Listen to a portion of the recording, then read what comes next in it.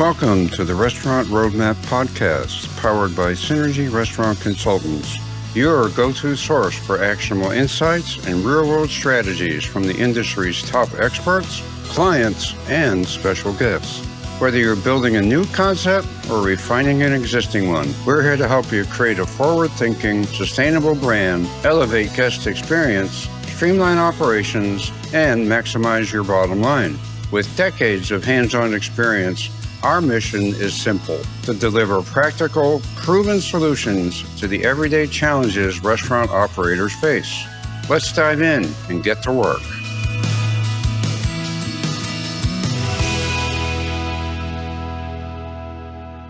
Hello, everyone. Welcome to the Restaurant Roadmap Podcast, powered by Synergy Restaurant Consultants. Today's subject is supply chain and how you can maximize it, how you build great relationships with your vendors, negotiate effectively, and basically be a good partner. So we have today Jim Campbell, who's been doing supply chain, distribution, pricing, contracting for, 50, 60 years, I think, right, Jim? A lot longer than you'd like to remember, right? And Chef Eric, who you also know, he's been on numerous podcasts. We wanted to give two perspectives here: the global contractual side with Jim, and the sort of in-store operational side, with Eric. So let me start off by introducing Jim. Jim, if you can just give us a quick background on all of your experiences, and then we'll turn it over to Eric real quick, and we'll get started. Okay, so I got involved in the restaurant business kind of right out of high school and worked as a busboy and a dishwasher and a fry cook and all that kind of stuff. And then somewhere in the mid-'70s, I got into the supply chain. In fact, in those days, we didn't call it supply chain. It was called purchasing.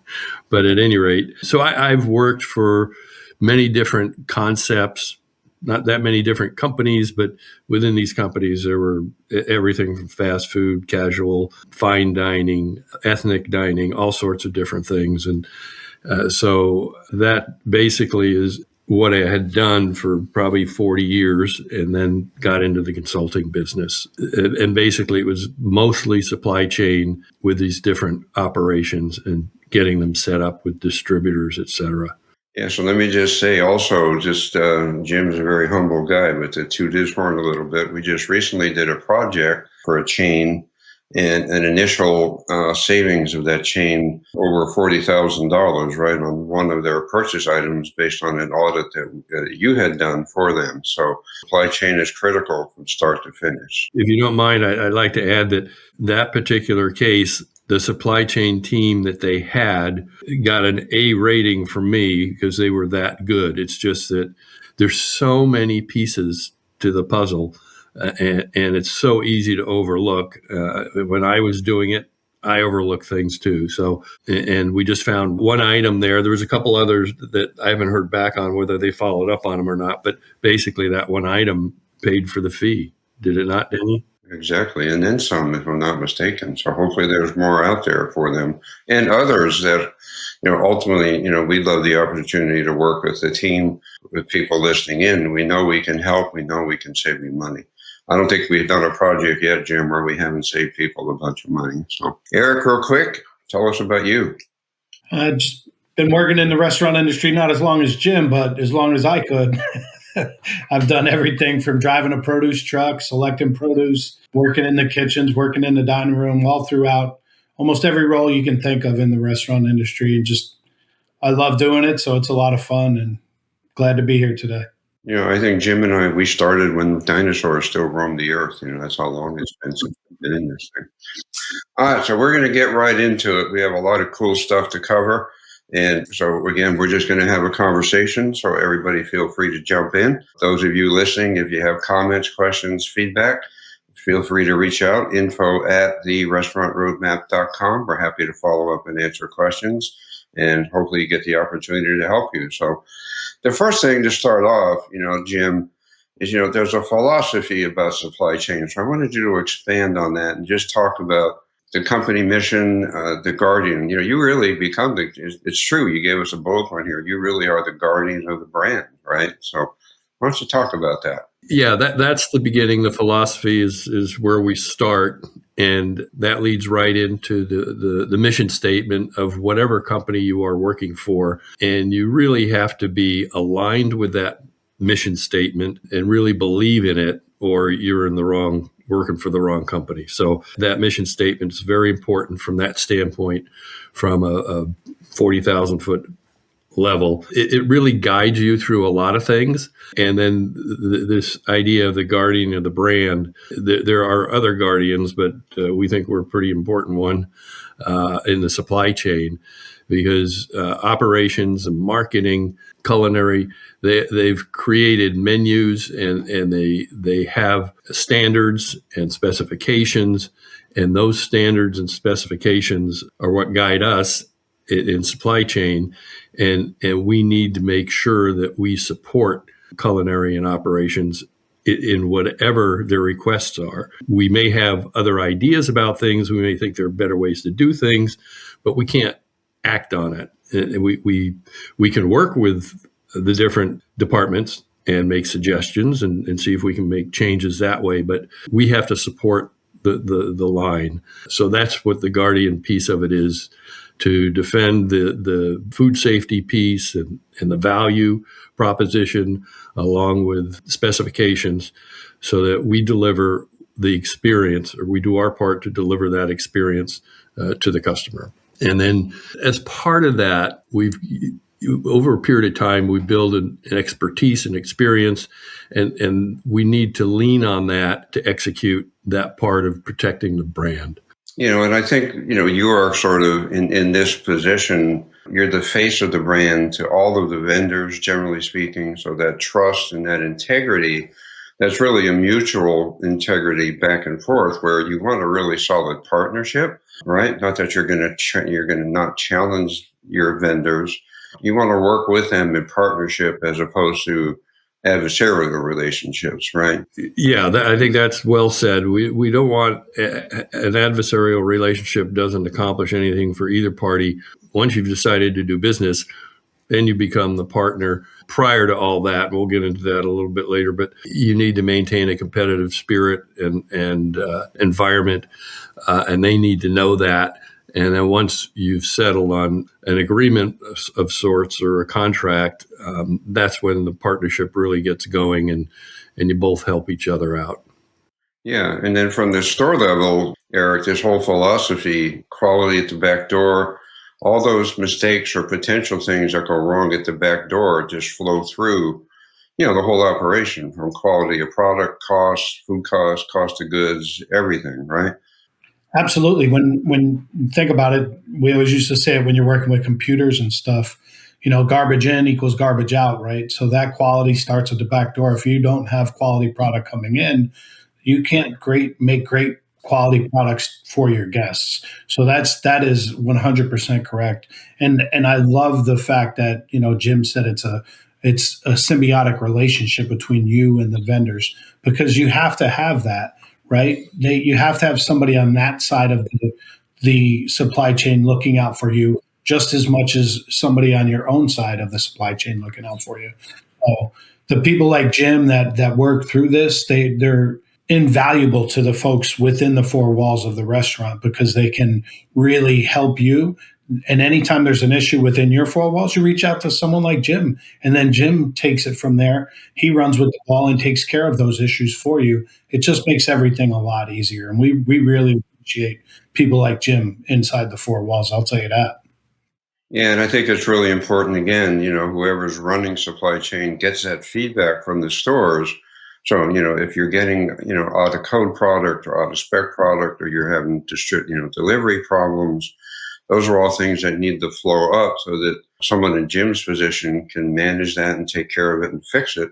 And you're not only fixing it for you, but you're fixing it more than likely for all of the restaurants within your chain, right? So it's sort of a internally global kind of thing. Yeah, and I'll add to a couple of things here on getting the right products in the back door. It's not just getting the specified product of whether it's a Choice New York, blah, blah, blah, but it's you talked about code dates and temperatures. The temperature has to be right. You could have the right product with the right specifications and all the quality we want, But if the temperature isn't maintained, it's at a date. Again, it's just more complexity to the whole piece. Yeah. No, I agree. And one of the things that we always recommend, temping product at the back door. And I always like to, every once in a while, go out to the truck and take the temperature of the truck. We've heard stories where to save fuel, the driver turns off the refrigeration unit, and all of a sudden your stuff's coming in at 50 degrees because it's super hot, right? Or you're out in the desert somewhere and the quality just doesn't hold up because they didn't handle it right.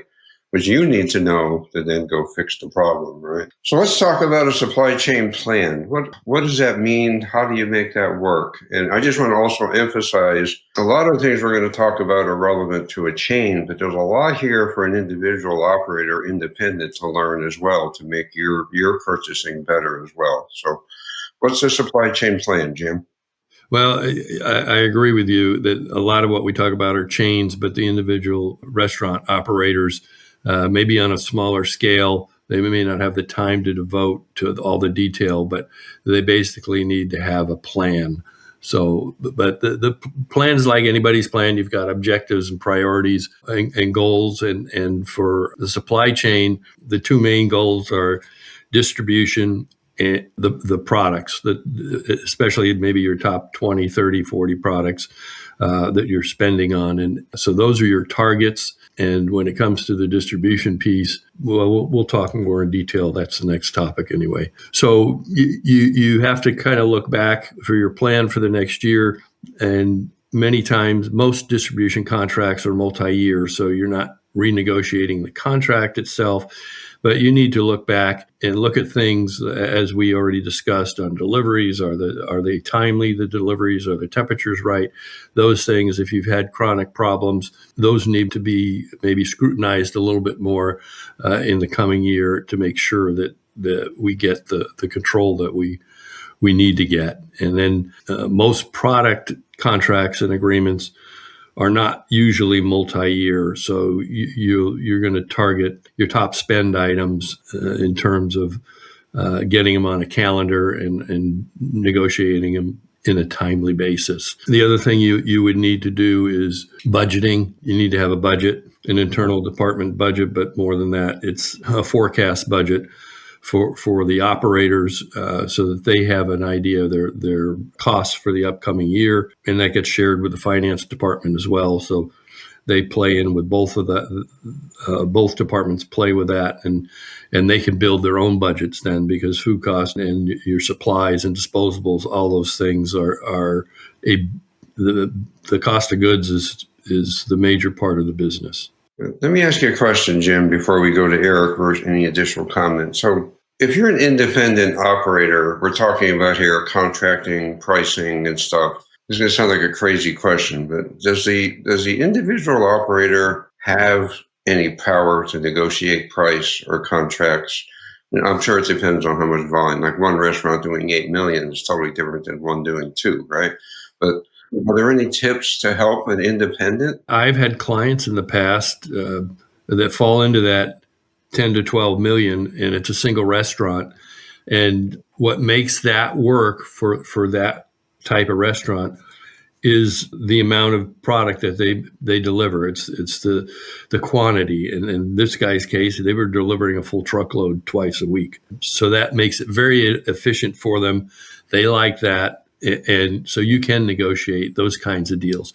If you're getting 150 cases 4 or 5 times a week, you're not going to have a lot of negotiating power unless you've got some real intentions on expansion and can show that to them and convince them that you're going to expand. And then they may give you a little bit of break, but you're not going to get the break until you actually get some volume. The only other thing that an independent can do is simply compare prices with 3 or 4 different distributors and let them know that's what they want. And they may not even give you a program and say, okay, we're going to mark up X number of dollars per case or a percent or whatever. They may just give you basically street pricing. So it's difficult. The best thing maybe to do if you're an independent like that and you have some volume on maybe hamburger meat or something like that, maybe get with a local distributor or manufacturer, producer, and see if you can cut a deal with him.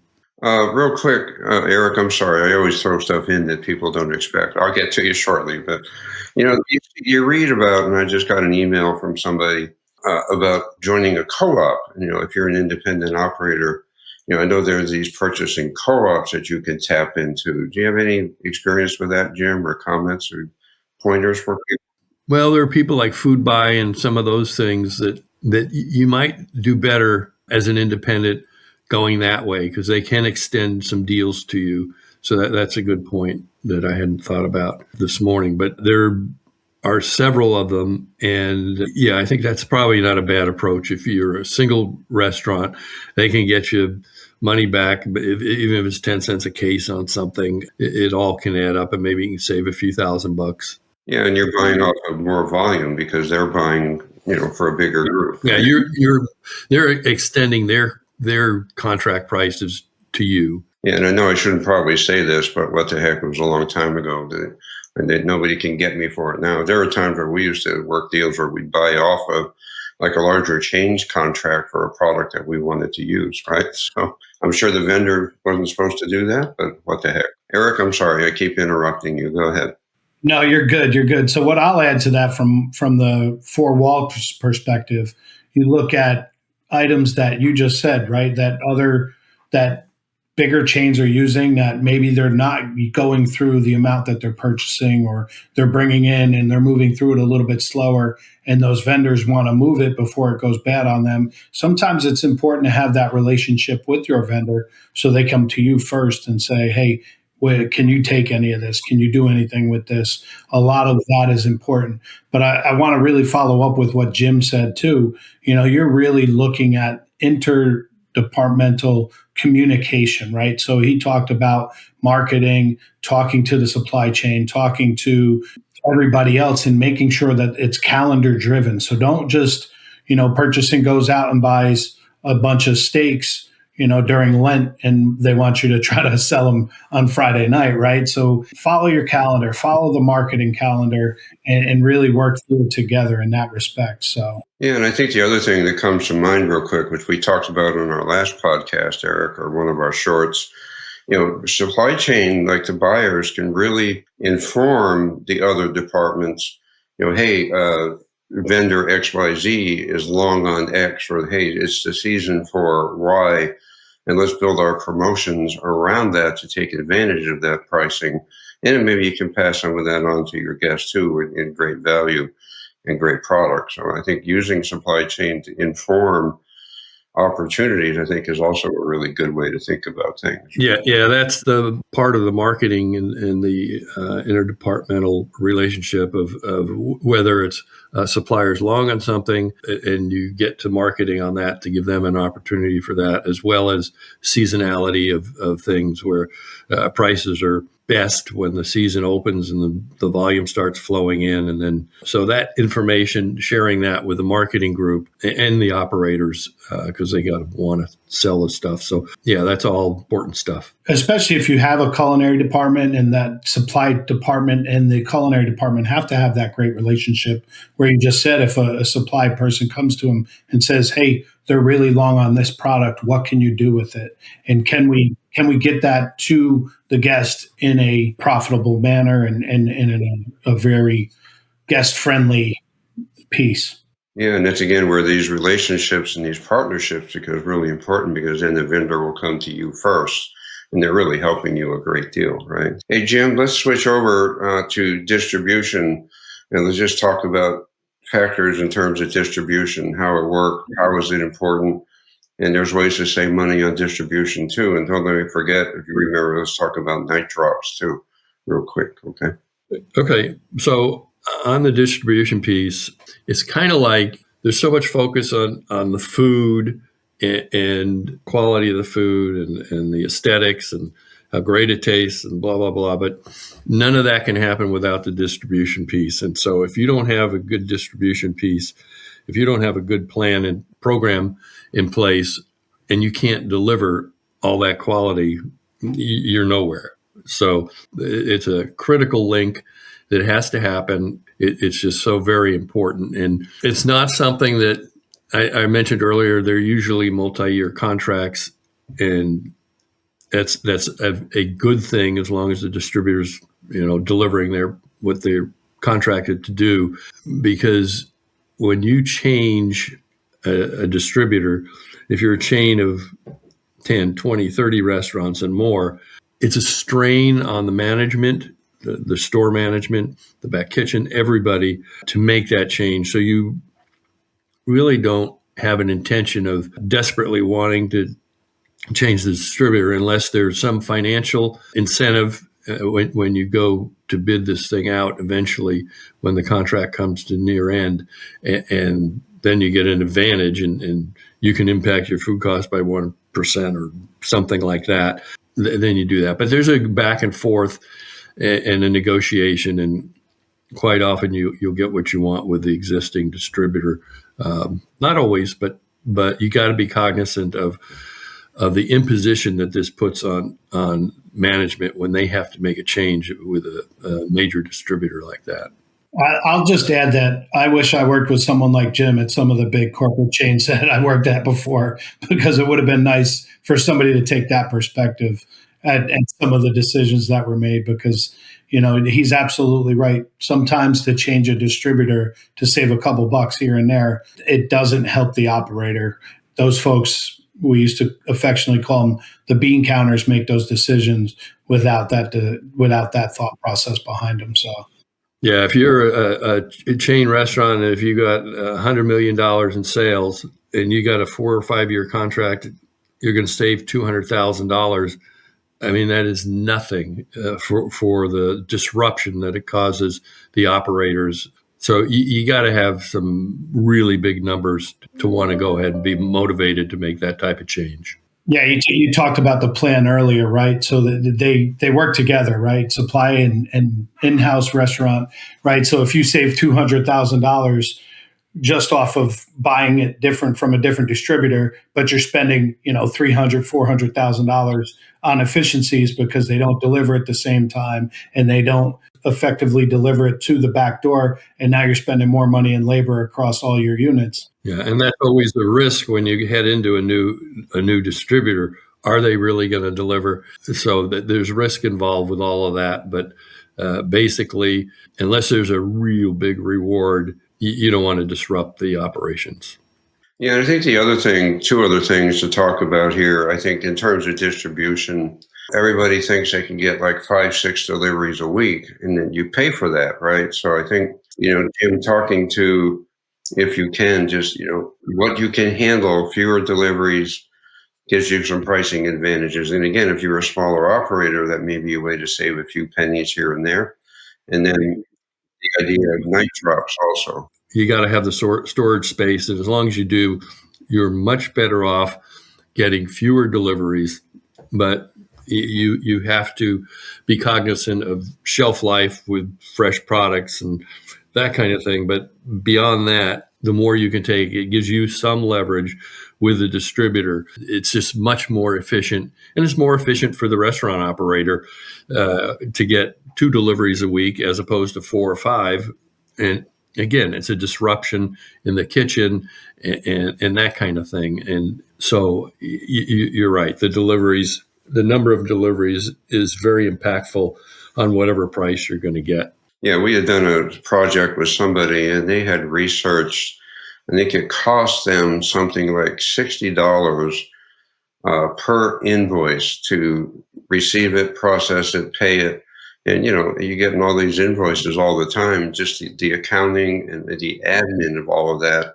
It was like, and this was many years ago, so it is probably much higher now. So when you look at the whole cycle of supply chain, of everything that has to occur, it all adds up. And then there's night drops, Jim. What's your thoughts on night drops? Well, night drops to me is a really great thing as long as you can get it done. It's more efficient. And again, efficiency leads to better pricing. It's more efficient for the distributors. They're not driving during traffic hours, so they can make more deliveries and get their deliveries done quicker and faster. That saves labor, it saves fuel, and it saves time. So those night drops are very valuable for them. It's also valuable for us because tend to put stuff in the cooler, and they'll stack it in the areas that the store requests, and then the people come in the morning. It's the first thing they do. They can check everything in. If there's an issue, they'll call and get it resolved. And people are always afraid, well, are we getting ripped off some way? But that happens very infrequently. It's almost never happening. So from a security standpoint, I don't view it as a very big risk. Going into the kitchen even if it comes in at 8 o'clock or 9 o'clock in the morning, it disrupts the prep work and everything else in the back kitchen. Somebody's got to stop what they're doing, put it away. They'll jawbone with the driver, and it's just wasted time. And so the other piece is that if the delivery is behind and you expect a 9 or 10 o'clock delivery and you get it at noon, then you're really messed up. So if your night drop is at 5 in the morning and it's running 2 hours late, then you get it at 7. So that there's a lot of pluses. I love those night drops. And then you can also schedule your team on those days versus you schedule and then you wait and then they're delayed, and then you got laborers standing around waiting for the deliveries to come in. And like you said, then it wreaks havoc. The delivery show, there's a lot of standards that say no deliveries between 11 and 2. There's signs on almost every restaurant. If you need the delivery, you can either send them away and hopefully they'll come back, or you end up taking it because there's product that you need. Yeah. And that's another point, is that if it's late, you could have to not serve an item for lunch and you might miss it, whereas you're not going to have that problem with a night drop. From an operations perspective, the night drops are just so amazing because, as you say, they're in the building when you walk in, right? So when I was in operations, I'd love to set up my prep list for truck day items, right? So if I had a long shelf life item, I would produce those items the day the truck came in. I would make them twice a week. I wouldn't have to make them again. It was perfect. And then any of the other small little items, say you're getting frozen fruit in for smoothies, right? So I would get all the fruit in. I would pay somebody just to prep it the day it shows up and have it ready to rock and roll for smoothies throughout the day. So, and Danny and Jim, you both touched on it a little bit, was when that truck is late, the havoc it creates in the restaurant, from an 86th item on your menu to just somebody standing around that you're paying that's supposed to be putting the truck away, that they're just standing there currently because there's nothing for them to do. So the key drops help us solve a lot of those efficiency items, and it really helps your bottom line in the long run because you can be more purposeful with your staff, with prep, and with all of your storage. So love that.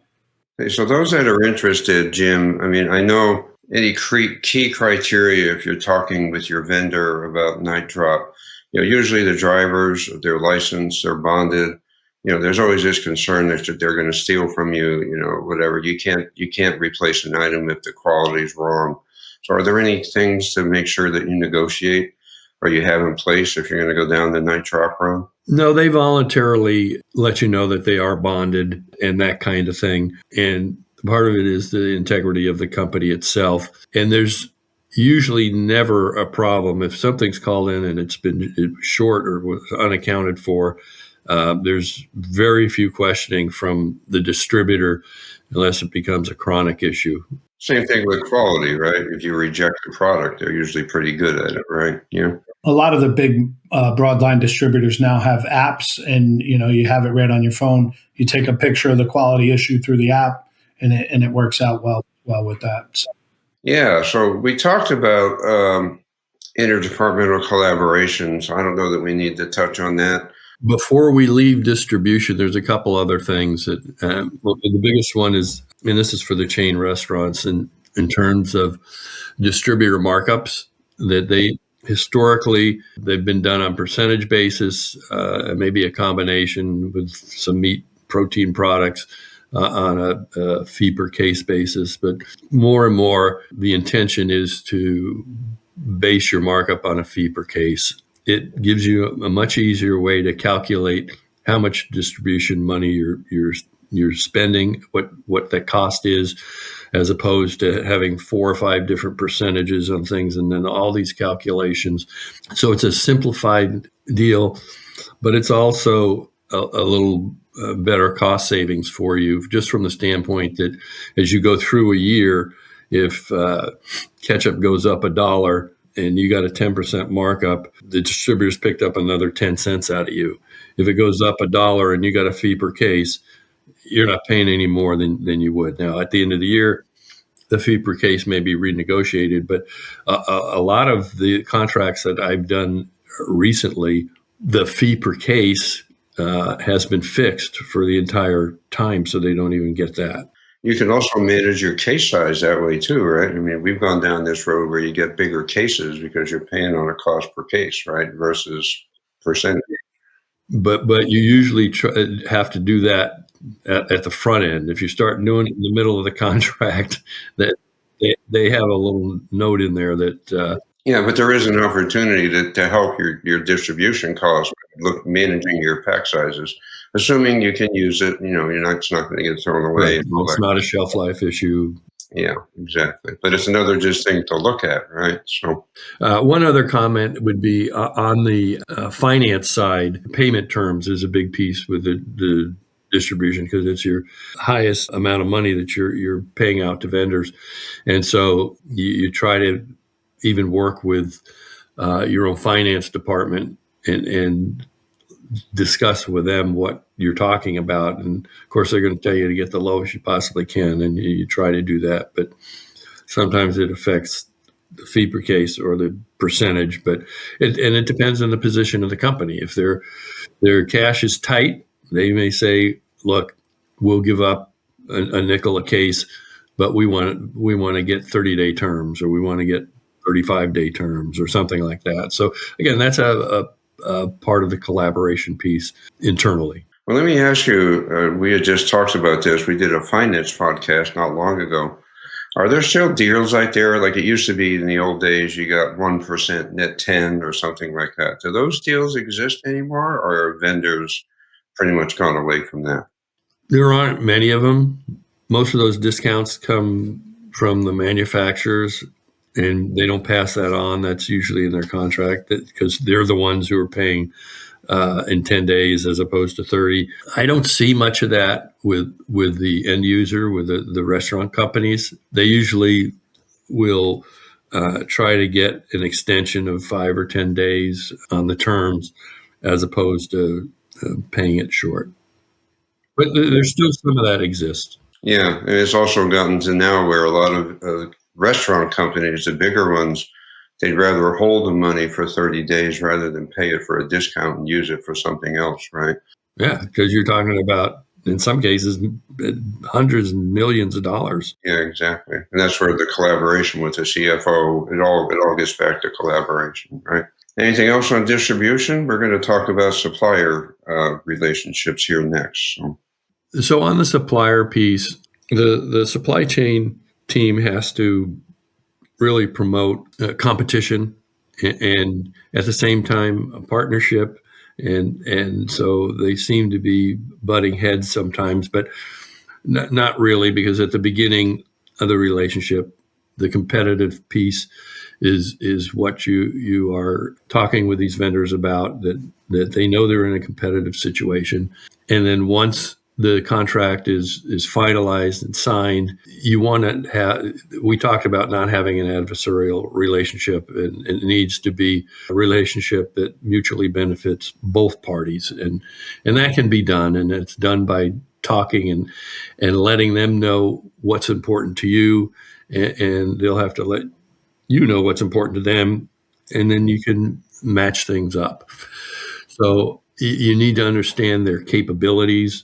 What are they capable of? And some of this comes in before the contract's settled, but then you find out what they really are capable of afterwards. But letting them know you're actually going back to the philosophy piece in terms of food safety, quality, and those kinds of things, and specifications that have been laid out by our team, our culinary team. And so there has to be an understanding of that. And sometimes the salespeople, if they're not that experienced, they won't have that knowledge and experience yet. So most of these large distributors, they've all got culinary people. So there has to be that exchange. And then there can be an exchange between our culinary team and the distributor's culinary team when they're developing a new item or something like that. Eric, anything you want to add? He spoke to it perfectly, right? You want to promote competition, but you got to develop that partnership.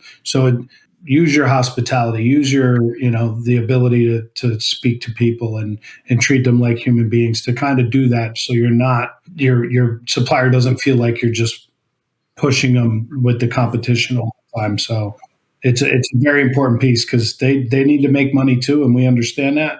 So it's about what can we accomplish together. So we have about 4 or 5 minutes left. So I want to talk about, Jim, kind of, I guess this is a way of bringing it all home, but just negotiating strategies, vendor selection. And I know inspections also, the bigger companies, they inspect facilities. They want to make sure they have a HACCP, food safety plan in place.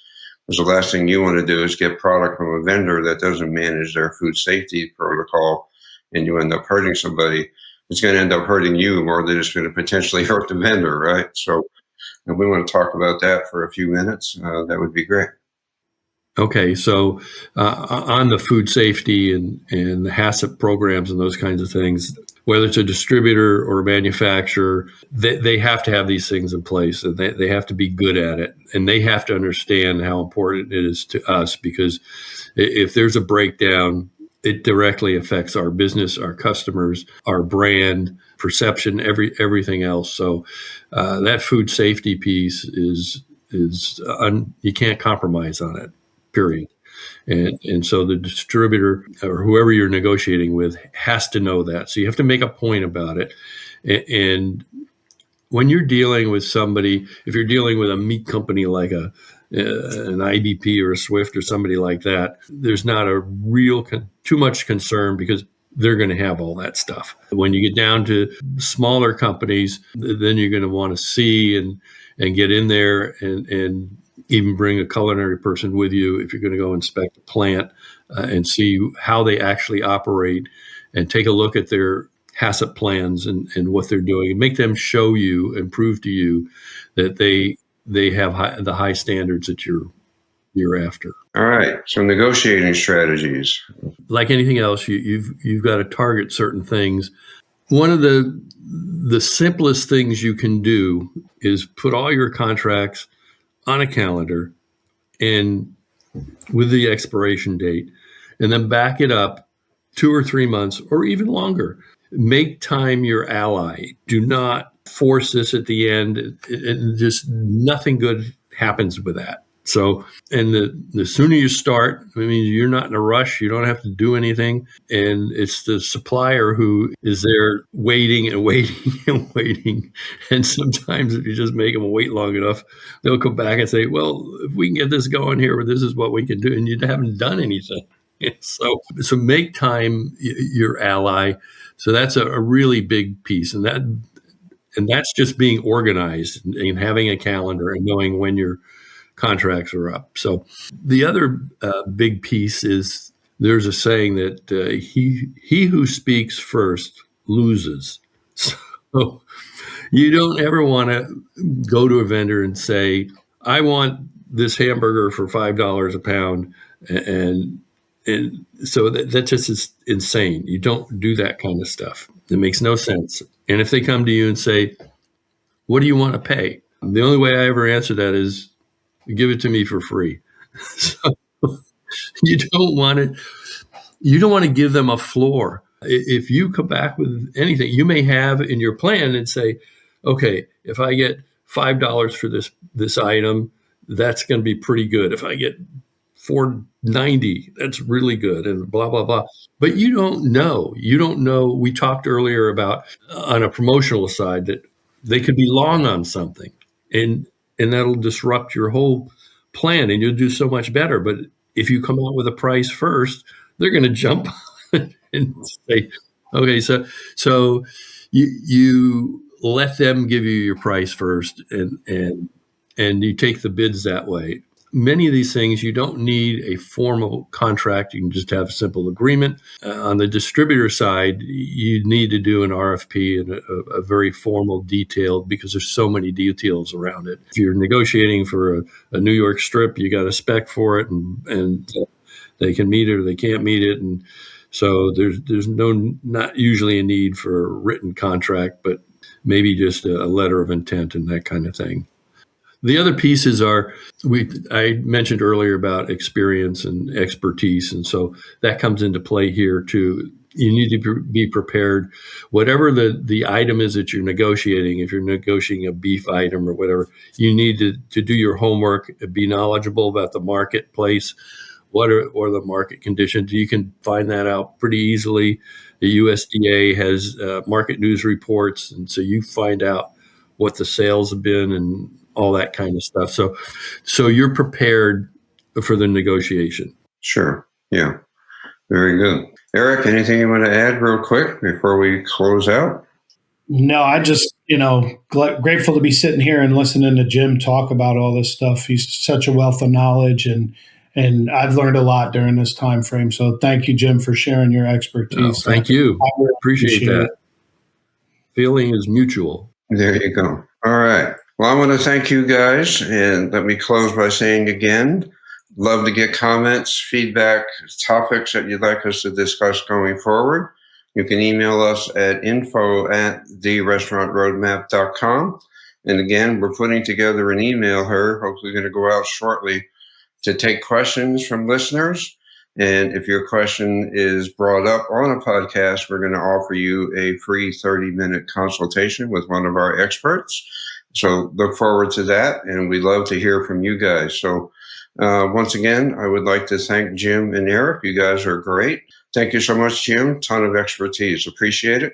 Okay, it was a pleasure. All right. Eric, same thing to you. I know we talk a lot more, so I'm sure we'll be talking again in the future. So I want to thank you guys again. Thanks, everybody, for listening, and we'll get back to you soon with another podcast. Take care, everybody. Thanks for tuning in. We hope today's episode gave you valuable insights you can put into action. If you have questions, want more info on today's topic, or need support with your restaurant-specific challenges, we'd love to hear from you. Reach out anytime at info@restaurantroadmap.com and visit synergyrestaurantconsultants.com to explore our services, sign up for our newsletter, and catch up on past episodes. Don't forget to follow and subscribe on YouTube, Spotify, Apple Podcasts, LinkedIn, Instagram, TikTok, and Facebook, so you never miss what's next. Do you have feedback or a topic you'd like us to cover? Contact us. We're here to help make the world a better place to eat.